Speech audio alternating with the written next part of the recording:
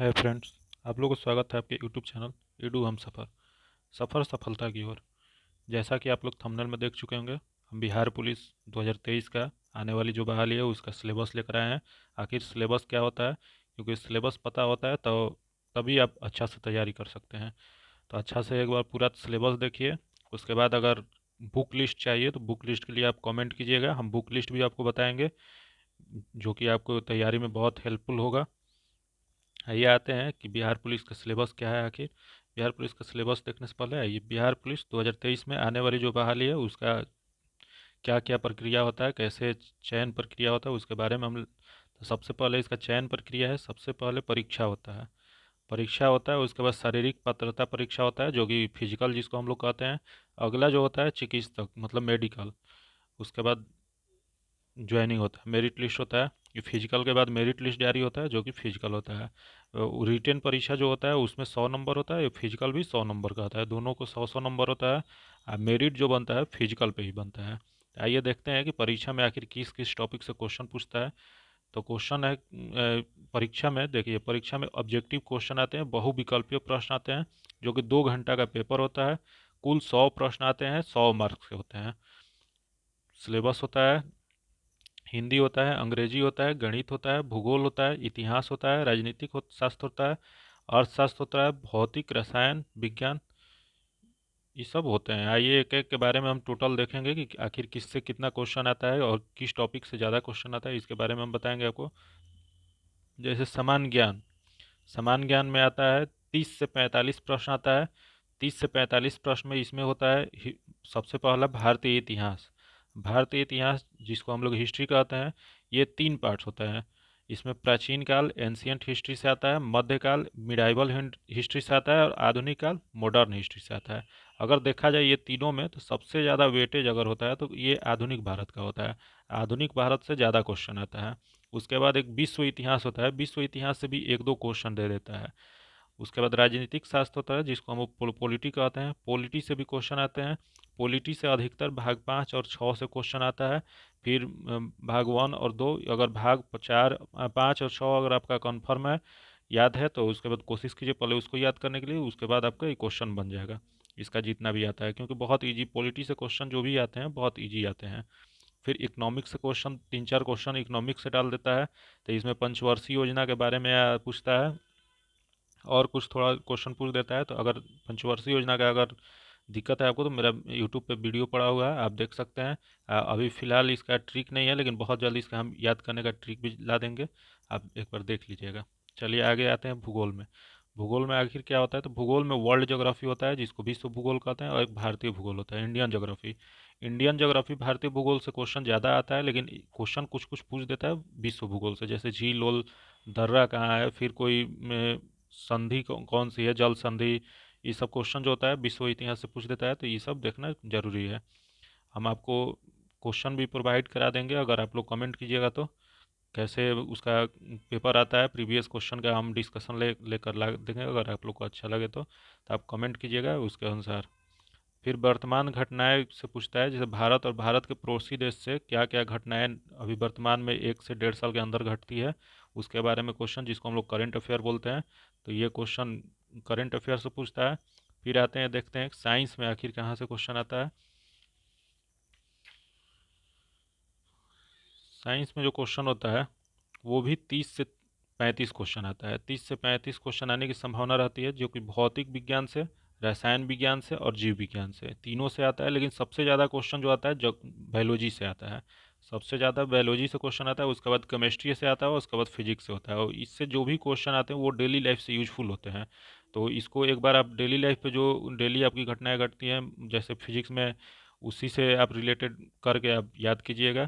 कि- फिर अगला देखते हैं मैथ्स में। मैथ्स में 10 से 12 प्रश्न आते हैं जो कि एवरेज क्वेश्चन से आता है, औसत से, या समय गति दूरी time and distance time and work CISI, लाभ एंड हानि, प्रतिशत, क्षेत्रमिति, त्रिकोणमिति, संभावना, इस सब से, प्रोबेबिलिटी, प्रायिकता, इस सब से क्वेश्चन रहता है। लेकिन क्वेश्चन इतना इजी रहता है कि आप एक बार मतलब थोड़ा सा भी मैथ्स का अगर आपके पास नॉलेज होगा तो आप ही बना सकते हैं। फिर हिंदी में भी 8 से 10 प्रश्न आते हैं। हिंदी में क्या होता है कि व्याकरण पूछता है, उसके बाद हिंदी साहित्य पूछता है, इस साहित्य में पुस्तक और लेखक का नाम अधिकतर पूछ देता है, तो आप इसको देख लीजिएगा। ऐसा ये भी ऐसा क्वेश्चन रहता है कि आप बना सकते हैं, कोई ज़्यादा टफ नहीं पूछता है। इंग्लिश में भी ग्रामर पूछता है, एंटोसाइनो पूछता है जिसको हम लोग विलोम या समानार्थी शब्द पर्यायवाची कहते हैं, हिंदी इंग्लिश दोनों में ये पूछता है।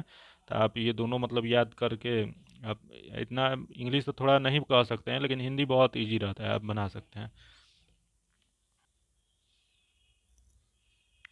बिहार विशिष्ट में से करंट का क्वेश्चन रहता है, एक दो क्वेश्चन दे देता है या नहीं भी देता है, कभी कभी एक दो क्वेश्चन दे देता है जो कि वर्तमान घटनाएं से ही रहता है ज़्यादा इधर। अब देखते हैं कि शारीरिक पात्रता परीक्षा में आखिर क्या क्या होता है। तो शारीरिक पात्रता परीक्षा में जो फिजिकल होता है उसमें पुरुष के लिए अलग है और महिलाओं के लिए अलग है। तो हम पहले पुरुष के बारे में चर्चा करते हैं। तो पुरुष में दौड़ होता है सबसे पहले, जो कि 50 अंक का होता है।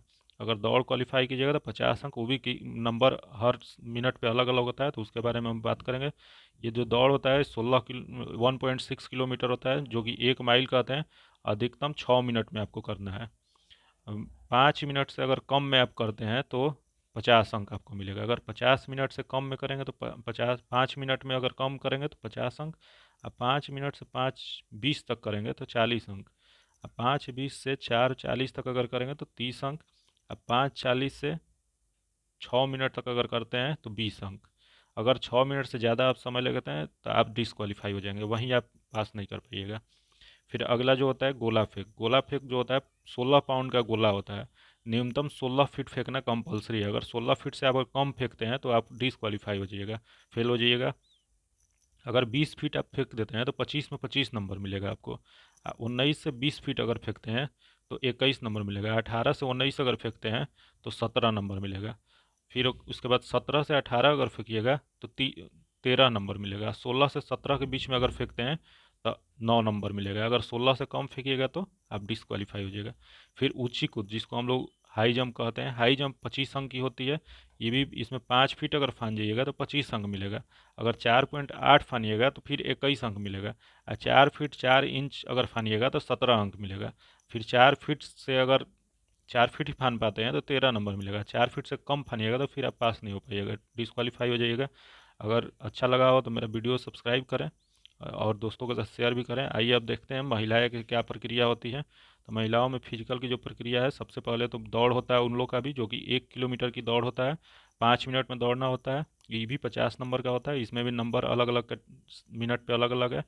अगर 4 मिनट से कम में कोई मार देता है तो 50 अंक उनको मिल जाएगा। फिर 4 से 4:20 तक अगर करता है तो 40 अंक। और 4:40 से 4:20 से 4:40 में अगर जाता है तो 30 अंक। और 4:40 से अगर 5 मिनट में जाता है तो 20 अंक मिलेगा। अगर 5 मिनट से भी वो ज़्यादा समय लेते हैं तो फिर वो डिस्क्वालीफाई हो जाएंगे। फिर गोला फेंकने में इनको भी 25 अंक का है, जो कि 12 पाउंड। पुरुष में होता है 16 पाउंड, लेकिन महिलाओं का 12 पाउंड का होता है। 16 फीट से ज़्यादा अगर फेंकेंगे तो 25 अंक मिलेगा। अब 15 फीट से 16 फीट तक फेंकेंगे तो 21 अंक मिलेगा। और 14 फीट से 15 फीट के बीच में फेंकेंगे तो 17 अंक मिलेगा। और 13 से 14 फीट के अंदर अगर बीच में फेंकती हैं तो 13 अंक मिलेगा। उसके बाद 12 से 13 अगर फेंकती हैं तो 9 अंक। अगर 13 फीट से कम फेंकेंगी तो डिस्क्वालीफाई हो जाएंगी। फिर ऊंची कूद जो है 25 अंक का होता है। इसमें क्या होता है कि 4 फीट फानना होता है, तो अगर 4 फीट फान जाती हैं ये तो 25 अंक मिल जाएगा। अगर 3 फीट 8 इंच अगर फानती हैं तो 21 अंक मिलेगा। और 3 फीट 4 इंच फानती हैं तो 17 अंक मिलेगा। अगर 3 फीट फान पाती हैं तो 13 अंक। अगर 3 फीट से कम हो जाती हैं तो ये डिसक्वालीफाई हो जाएंगे। अगर मेरा वीडियो अच्छा लगा हो तो दोस्तों के साथ शेयर करें और मेरे चैनल को सब्सक्राइब करें। और हर सब्जेक्ट का ट्रिक जानने के लिए भी मेरे चैनल को सब्सक्राइब करें। हर प्लेलिस्ट के हिसाब से आपको सब्जेक्ट वाइज दिया गया है और धीरे धीरे और प्रोवाइड कराएंगे। और किस चीज़ पे आप वीडियो चाहते हैं वो हमें कमेंट करके बताएं। दोस्तों के साथ शेयर करें। धन्यवाद।